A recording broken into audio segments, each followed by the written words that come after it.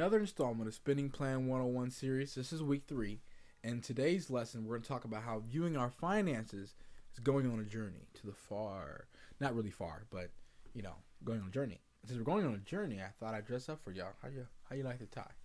Hope you do like it. Anyhow, what we're going to talk about today. We're starting with a quick review of last week, talking about prioritizing our resources. I'm going to give you 1, 2, 3, 4. I can still count. How you like me now?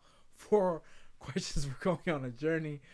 We're going to have a real talk session. I'm going to give you your homework as always, because you have homework every single week.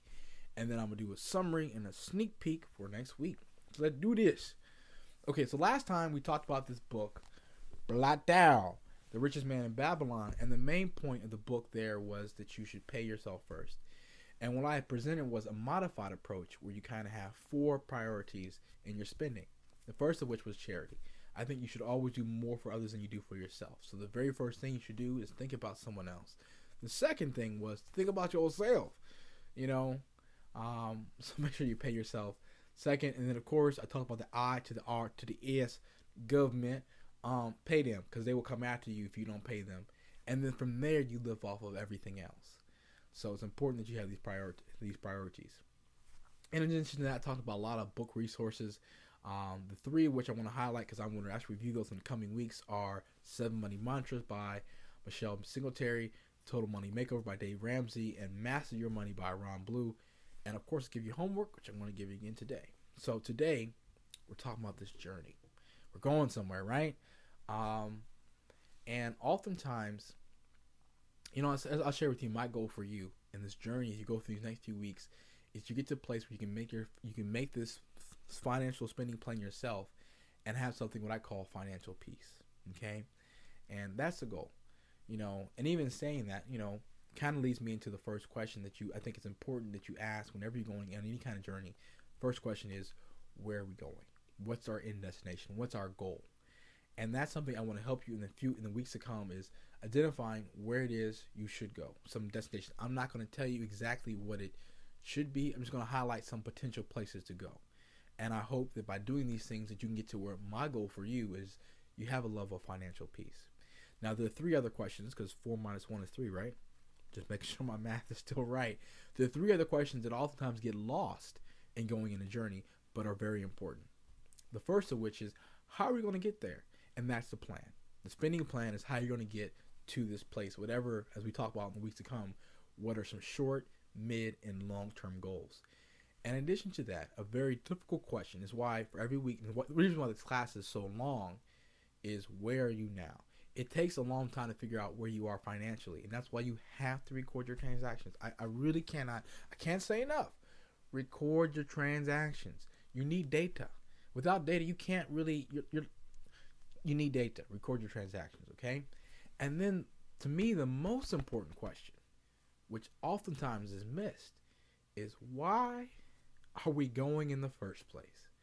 What's the whole point of this? And that leads me into today's real talk.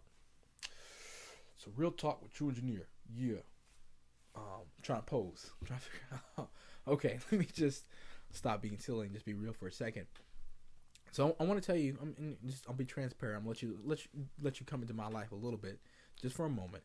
So I remember a while back, I was talking to my dad, and he was telling me something that I hope indeed I will never indeed forget, which was, he was like, David, and that's my first name. It's like, David, never forget why you're making money, because one of the things he observed in his career is that people are often lost track, why they were taking this job, why they were doing this or doing that. And it's absolutely important. That's why we have to understand why are we doing what we're doing. So for me, let me share with you my why. And my why statement is, all that I do is for my current and my future family. So I have to take these things, keep these things in mind when I make decisions. When we're talking about, so if I had a spouse, I don't have a spouse now. If I had a spouse and I have kids, it means I don't take a job that, even though it may pay me more money, that takes me to next significant time with my family. It's no point of me not being able to see my spouse or missing my kids' sporting events or whatever arts or whatever thing they may be involved with, just such that I can eventually have more money. So we can do more if I don't see them. If I have to have, scheduled meetings. Okay, I'm going to see Junior and, so-and-so on the third Friday. No. Why? Okay. Maybe that's a little bit far off. I'm thinking too far ahead. What does it look like, me right now where I currently am? So I had to, thinking about now in regards to finance, one of the things I have to do is, make sure I'm not going and accumulating tons of debt. Because if you don't know, when you get married, that becomes y'all's debt. I don't want to go and then all of a sudden, meet my boo. Like, hey, how you doing, boo? Yeah, let's do this. Yeah, we going to, like Beyonce said, put a ring on. I'll put a ring on. Oh, we go put a ring on. All right. Yeah, boo. Oh, now my boo's, not my wife. And like, oh, guess what? She pregnant. Yeah, it means we need a house. Okay, let's get a house. Oh, yeah, denied. Why? Because I screwed up with my credit. Because I wanted to have a car that I couldn't afford so I could get... Just be real, okay? A lot of times, just real talk. As a dude, a lot of times I'll buy or do certain things, be flashy, do this and that, and to get something, and again, not realizing that I'm hurting myself. That's another thing you need to talk about is a reality check. You need to be aware of these things because the truth hurts. You going and spending all this money that you don't have is going to come back and hurt you, okay? It absolutely is. And the other thing my dad told me, he said, no matter how much money you make, you're going to live the same way.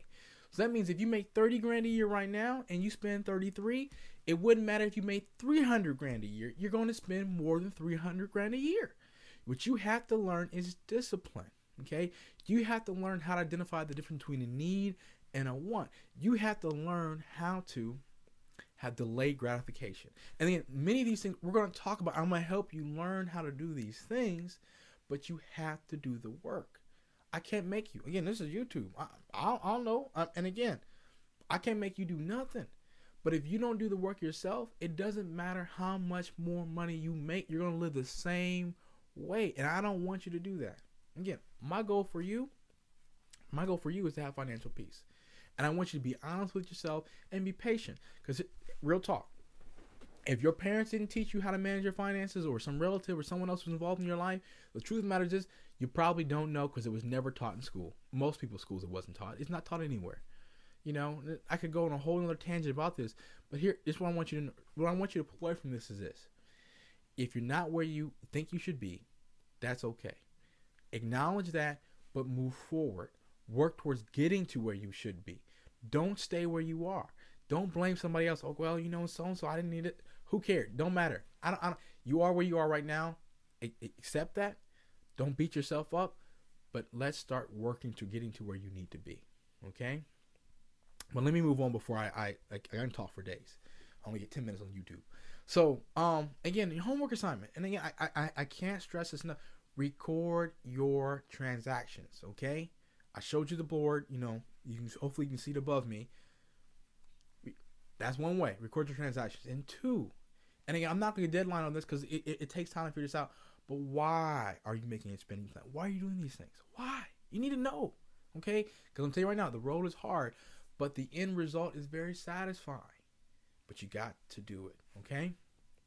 And then, of course, let me summarize. We're out of time. Okay, summarize. What we talked about. We did priorities, right? We talked about priorities. We talked about 1, 2, 4, because I still count, right? 4 questions, which is where are we now? How are we going to get there? Or where are we going? How are we going to get there? Where are we now? And why are we going in the first place? We had some real talk. Hopefully it wasn't too real. And then, of course, I gave you your homework assignment. And next week, if you come back, next week, I'm going to do a book review of The 7 Money Mantras by Michelle Singletary. We're going to talk about money and relationships. Yeah. Next time. Okay? All right. That's my time for today. Thank you for sticking with me. I really appreciate it. Again, leave comments, rate, subscribe. I hope that you'll stick with me because we're going to have a lot of fun these next 2 weeks. We're going to learn a lot. It's going to be tough, but it's really going to be worth it. But anyhow, that's my time for today.